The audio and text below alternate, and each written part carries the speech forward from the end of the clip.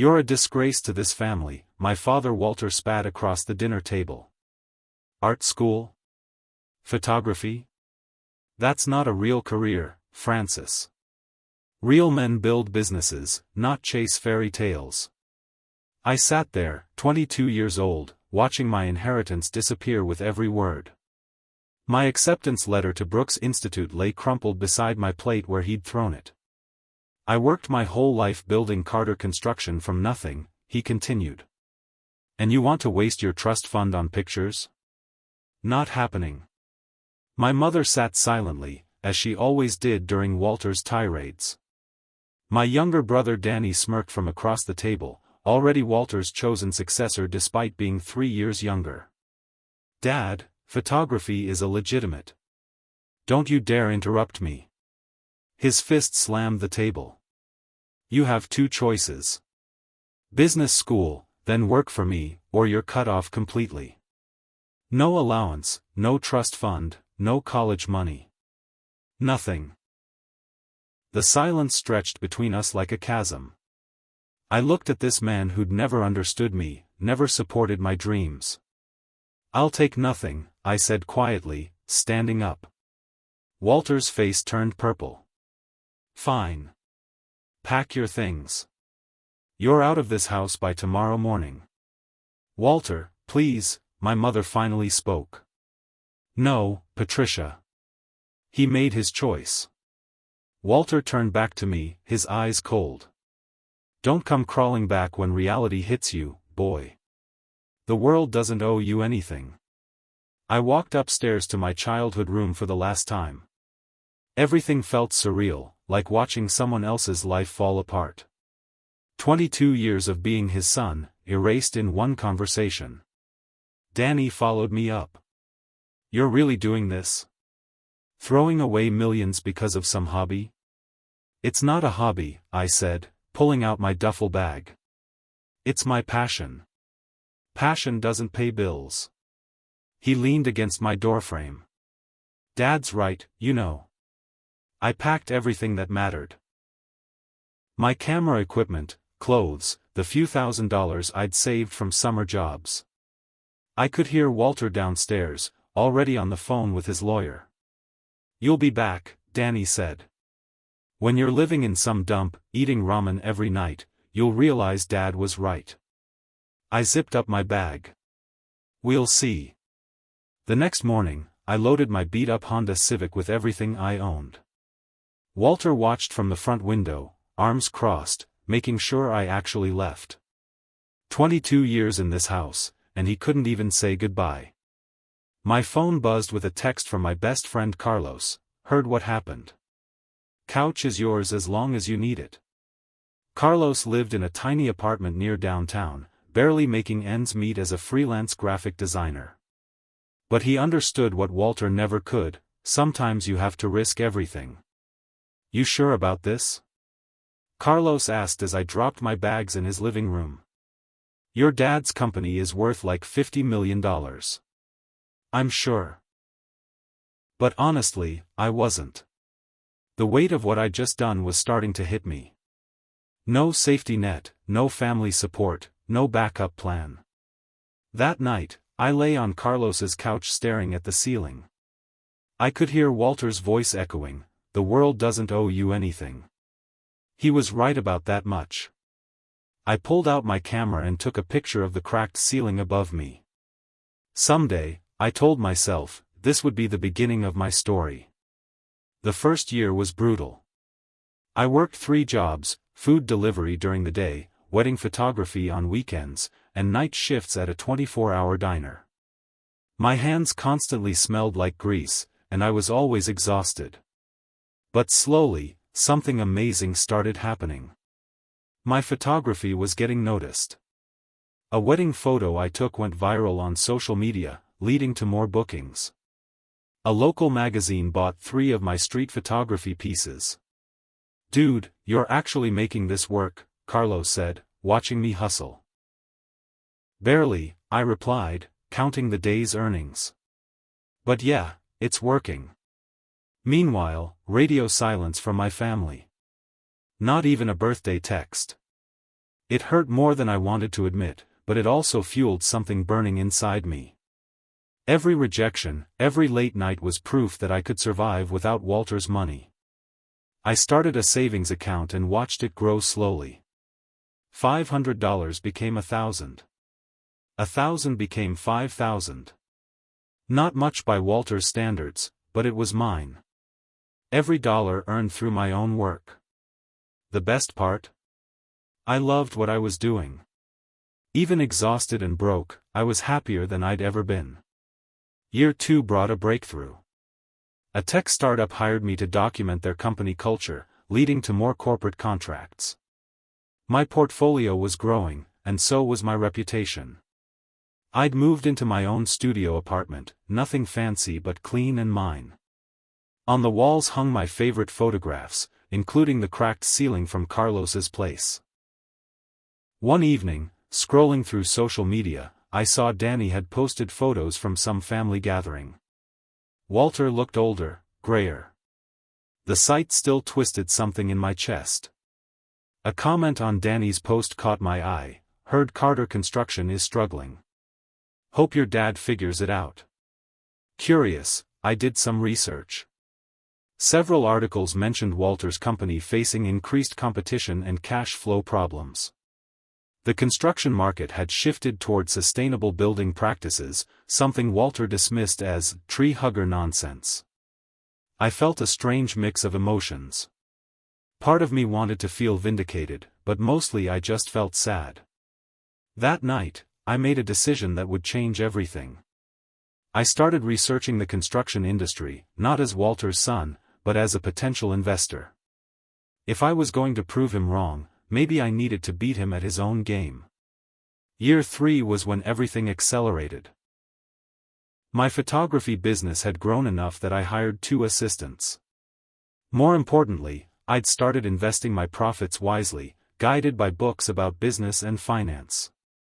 I'd discovered something Walter never knew about me: I was good with money. Really good.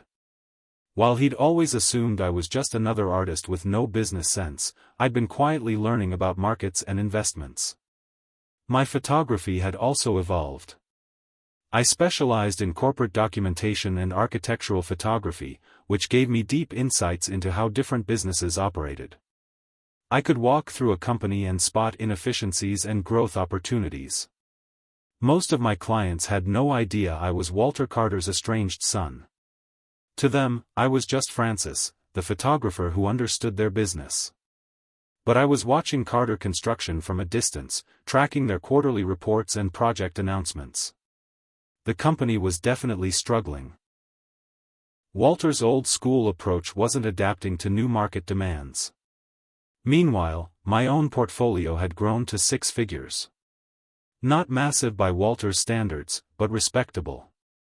And unlike his leveraged business empire, my money was liquid, flexible, ready to move when the right opportunity appeared.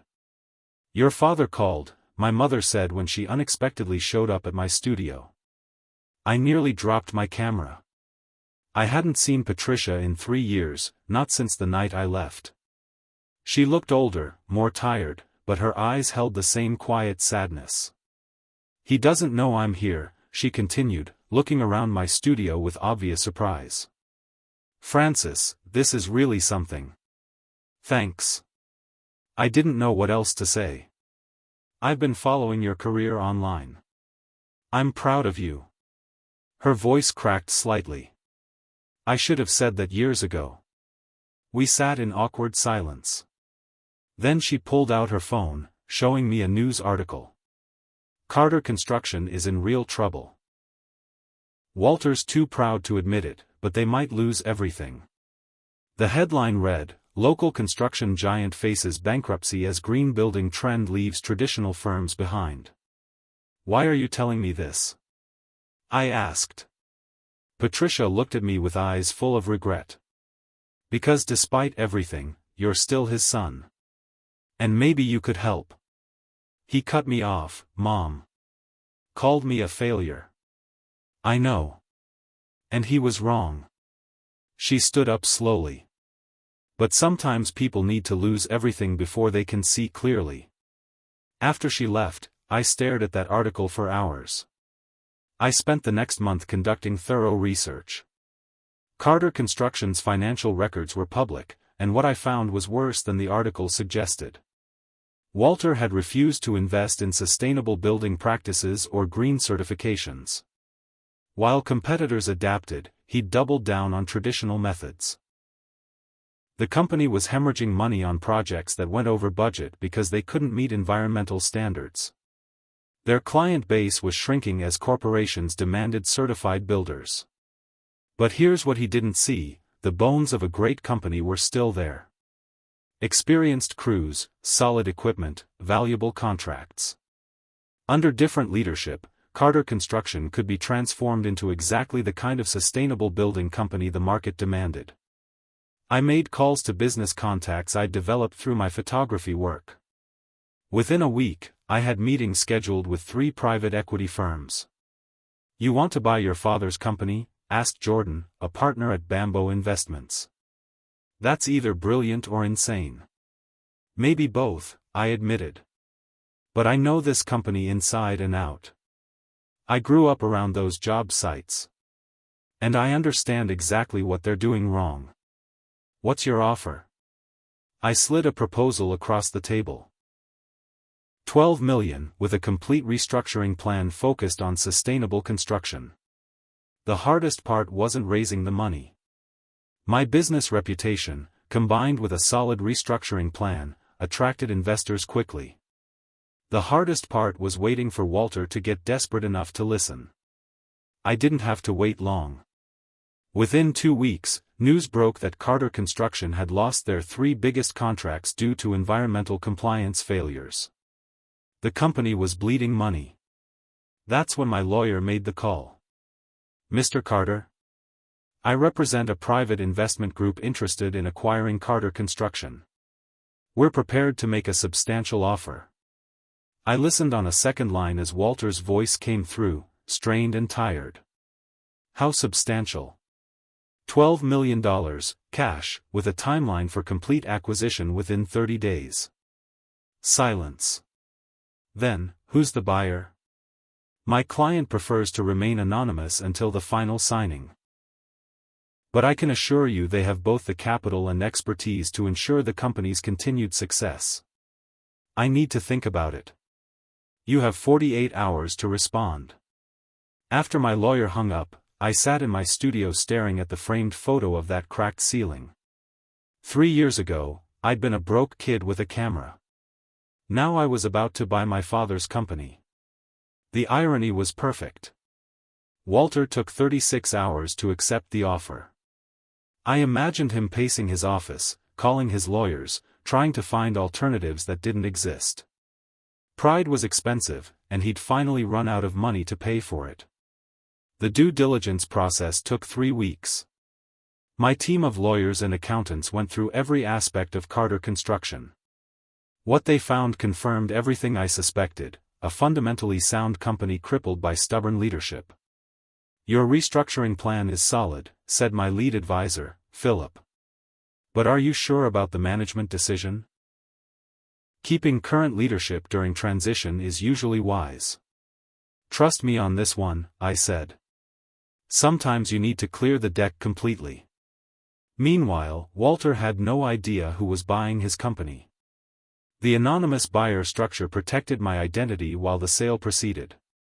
I could imagine him wondering if it was a competitor or some faceless investment fund. He probably never imagined it was his disgrace of a son who'd somehow managed to raise $12 million in 3 years. The final signing was scheduled for Friday afternoon at Carter Construction headquarters. The same building where I'd spent countless childhood afternoons, watching Walter command his empire. Now I was about to take it from him. Friday morning, I stood in front of my closet choosing an outfit for the most important meeting of my life. I'd bought my first real business suit for the occasion, charcoal gray, perfectly tailored, unmistakably expensive. Carlos helped me adjust my tie. "You sure about this? Once you walk in there, there's no going back." "I've been moving toward this moment for 3 years," I said. "I'm ready." My phone buzzed with a text from Philip, all documents signed by Carter. Your turn to sign, then we make the announcement. The plan was simple. I'd sign the papers in the conference room, then Walter would introduce me to the company as the new owner.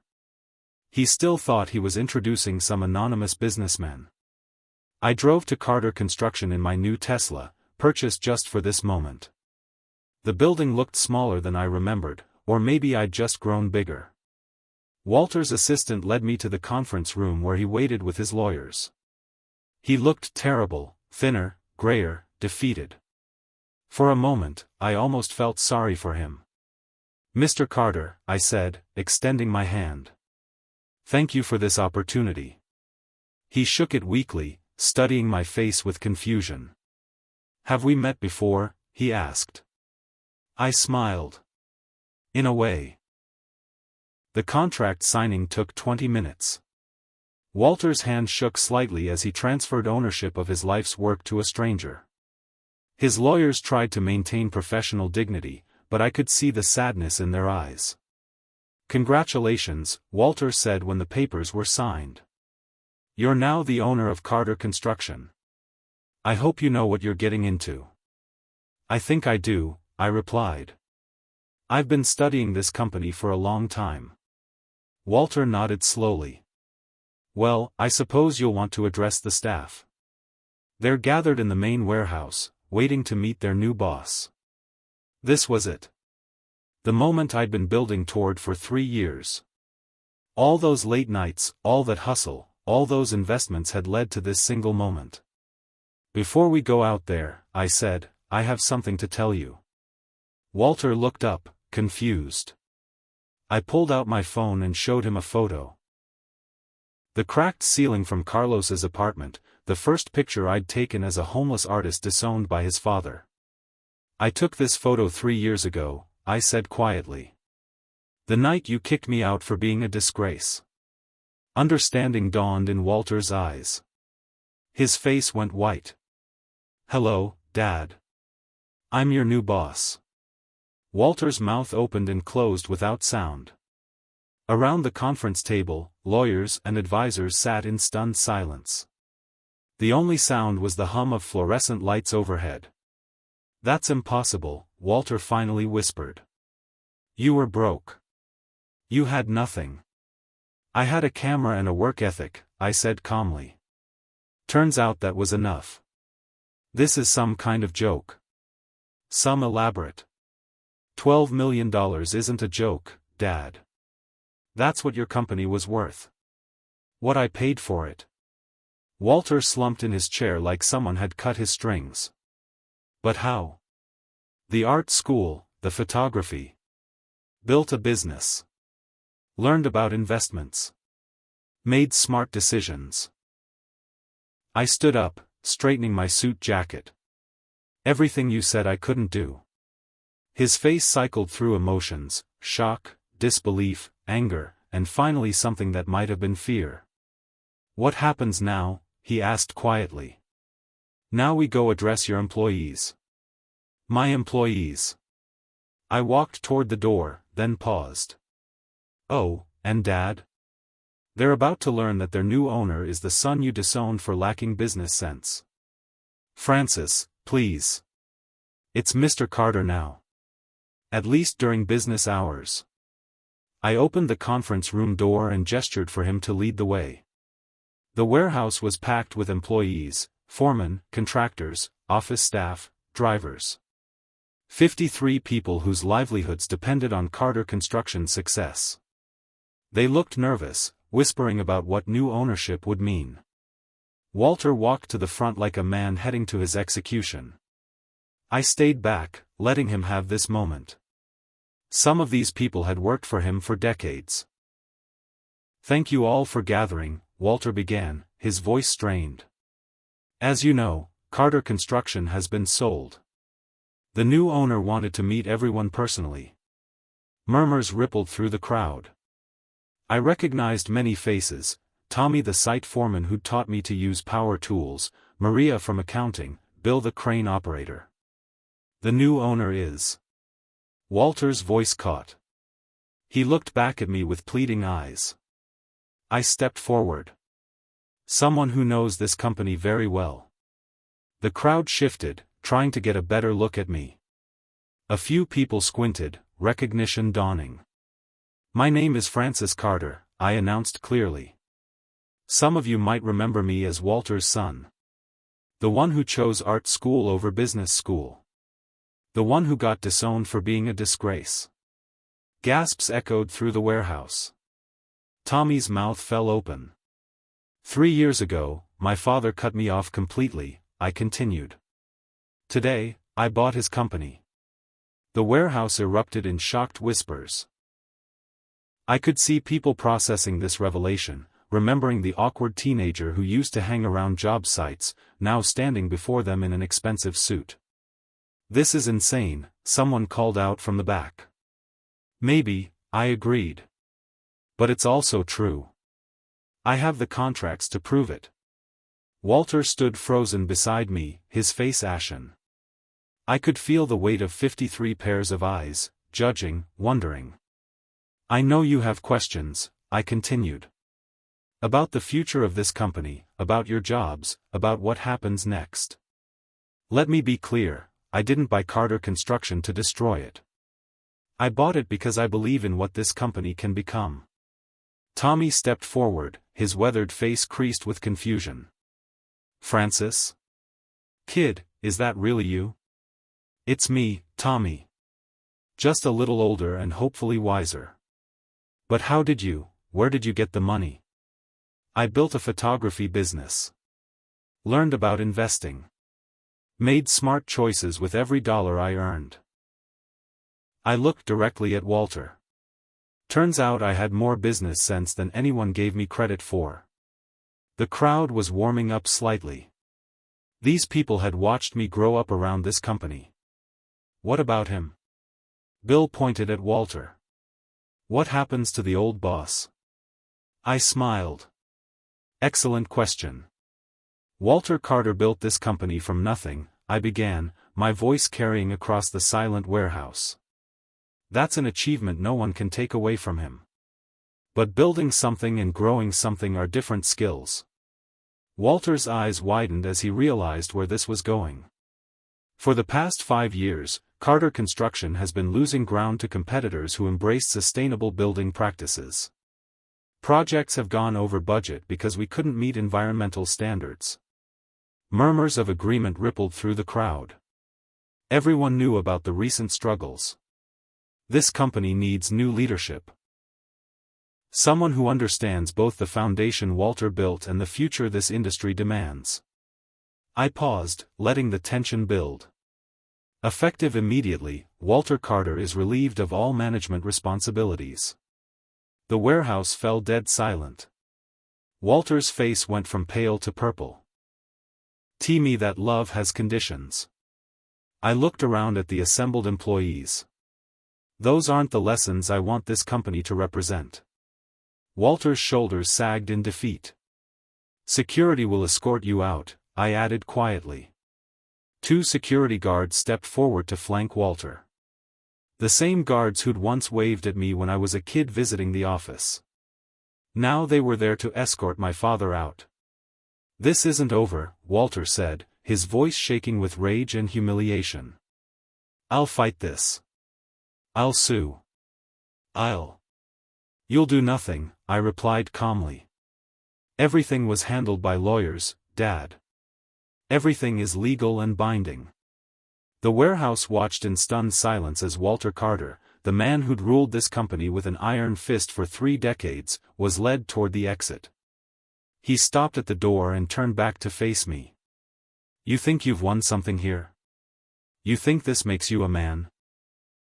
I think this makes me the owner of a construction company that's about to become very successful, I answered. After Walter was gone, the warehouse remained silent for a long moment. Then Tommy started clapping slowly. Maria joined in. One by one, the entire room erupted in applause. Always knew you had steel in you, kid, Tommy called out. Your old man just never bothered to look. I felt something tight in my chest finally loosen. These people understood what Walter never could: sometimes the greatest strength is proving people wrong. Now, I said, let's talk about the future. Over the next hour, I outlined my vision for Carter Construction's transformation. Green building certifications, sustainable materials, energy-efficient construction methods. Everything Walter had dismissed as trendy nonsense. I know change is scary, I told the assembled group. But this industry is evolving, and we can either evolve with it or get left behind. The response was better than I'd hoped. These were skilled workers who'd been frustrated by Walter's stubborn resistance to new methods. "You really think we can turn this around?" asked Maria. "I know we can. I've already secured 3 new contracts contingent on our green certification. Projects worth $8 million total." Excited murmurs spread through the warehouse. $8 million would stabilize the company's finances while we implemented changes. "What about management?" Tommy asked. "You gonna run everything yourself?" "I'm promoting from within. People who know this company and understand construction." I looked around the room. "Tommy, I want you as head of operations. Maria, you're the new financial controller. Bill, you're heading up our sustainable technology division." The people I just promoted looked stunned. Walter had never promoted anyone. "Why us?" Maria asked. "Because you've been doing the work anyway. Now you'll get the titles and salaries to match." As the meeting broke up, people approached me individually with stories about Walter's management style, his resistance to change. 3 months later, Carter Construction was unrecognizable. We'd achieved our basic green certifications, implemented new project management software, and hired specialists in sustainable building techniques. More importantly, we were profitable again. The $8 million in new contracts had led to $12 million more. Clients who'd written us off were suddenly interested again. I kept an office at the construction site but ran the business primarily from my photography studio.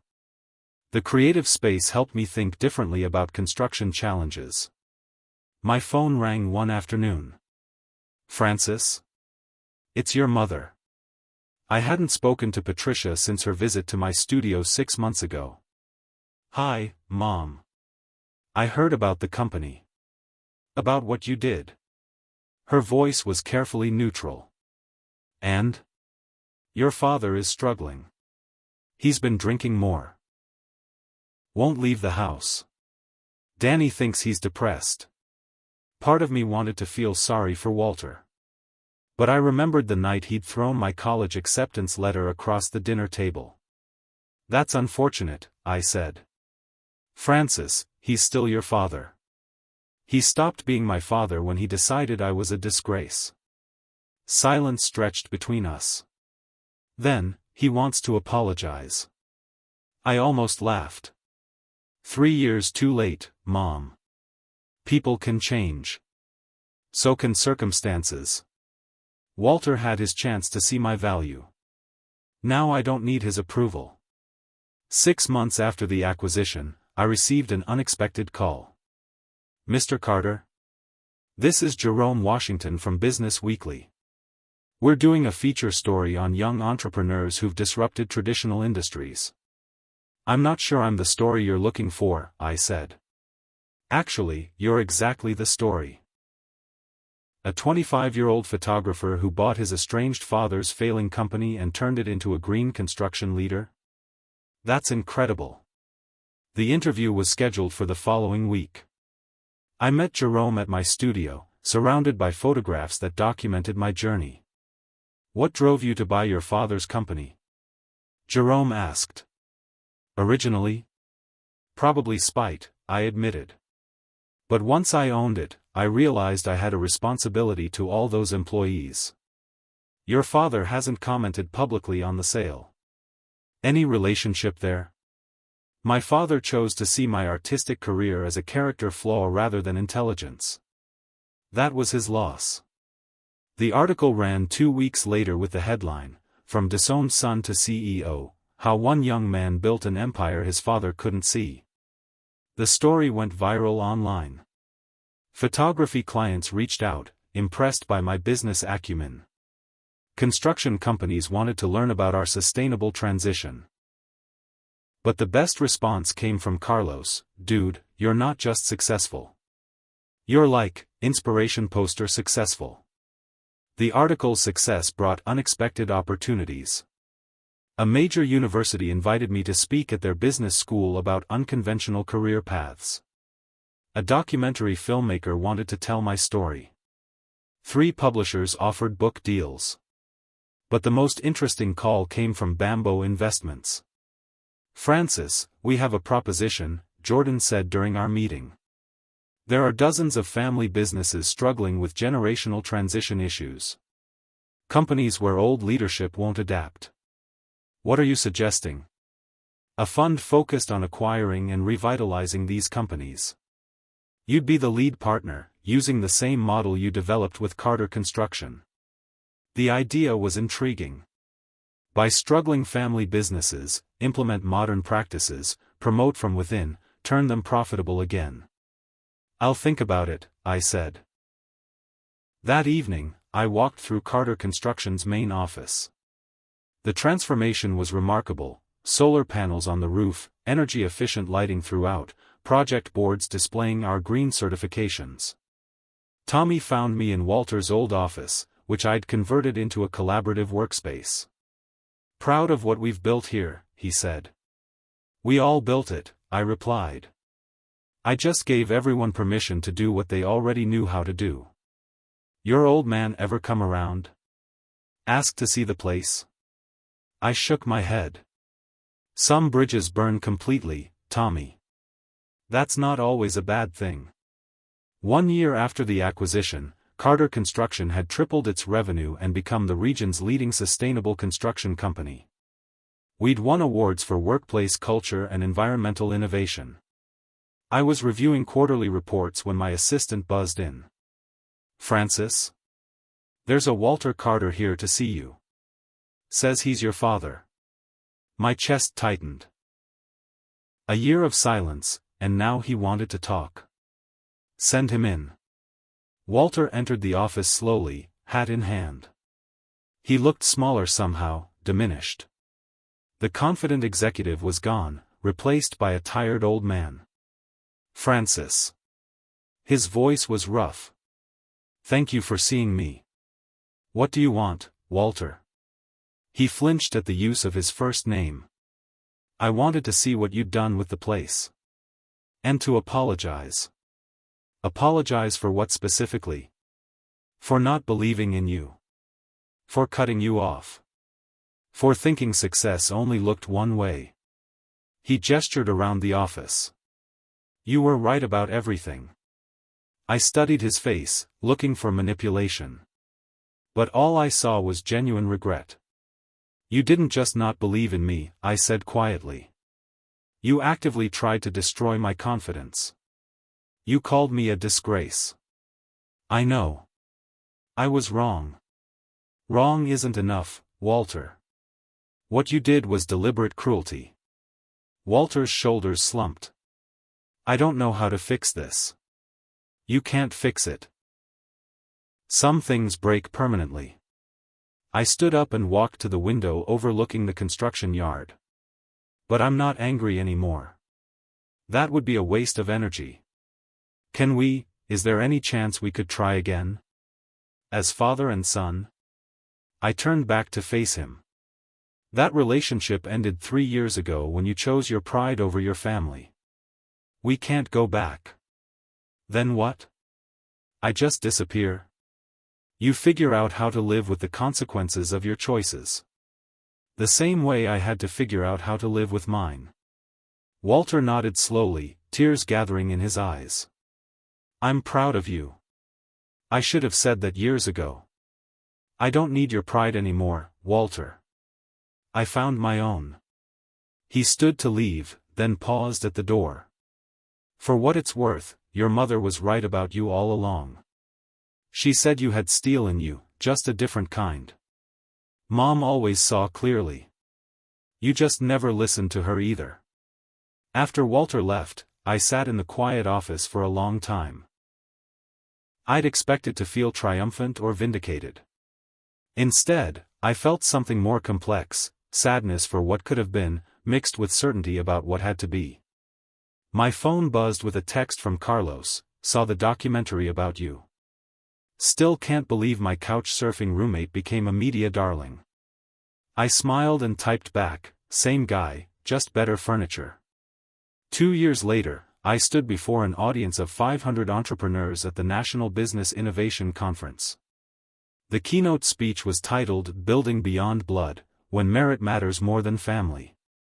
Success isn't inherited, I told the crowd. It's earned through persistence, adaptability, and the courage to prove people wrong. The standing ovation lasted 3 minutes. Afterward, dozens of people approached me with their own stories of family businesses and generational conflicts. "You gave me courage to leave my father's law firm and start my own practice," one woman told me. "Your story convinced me to pursue the green technology idea my family called crazy," said a young man. These conversations reminded me why I'd started speaking publicly. Not for fame or validation, but because other people were trapped in situations similar to what I'd escaped. Carter Construction now employed 200 people across 4 states. The Bamboo Fund had acquired and revitalized 12 companies, saving hundreds of jobs. I'd kept my photography studio, partly because I loved the work, but mostly because it reminded me who I was before success and recognition. My assistant approached as the conference ended. "Francis? Your car is waiting, and you have that investor dinner at 8. I nodded, gathering my materials. 3 years ago, I'd been sleeping on a couch with nothing but a camera. 5 years after Walter cut me off, I received a phone call that brought everything full circle. "Francis? It's Danny." My brother's voice was hesitant, uncertain. We hadn't spoken since that final dinner. "Danny. What's up?" "Dad's in the hospital. Heart attack. Mom thought you should know." I felt an unexpected pang of emotion. "Is he going to be okay?" "Doctors think so." "But Francis, he's been asking for you." I stood in my office, looking out at the construction yard where crews were building the foundation for a sustainable housing development. The same yard where I'd played as a child. "I'll think about it," I said. I never went to see Walter in the hospital. Not out of cruelty, but because some chapters close permanently. The boy who needed his father's approval had died 3 years ago. Instead, I sent a card with a simple message: "Hope you recover fully. Take care of yourself." 6 months later, Walter died peacefully in his sleep. I attended the funeral but didn't speak.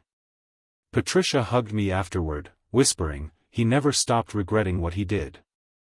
"I hope that brought him peace," I replied, and meant it.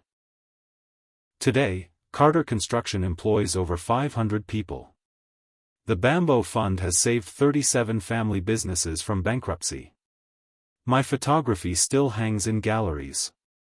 But the real victory isn't measured in dollars or employees. The real victory is simpler: I became exactly who I was meant to be, despite everyone who said it was impossible.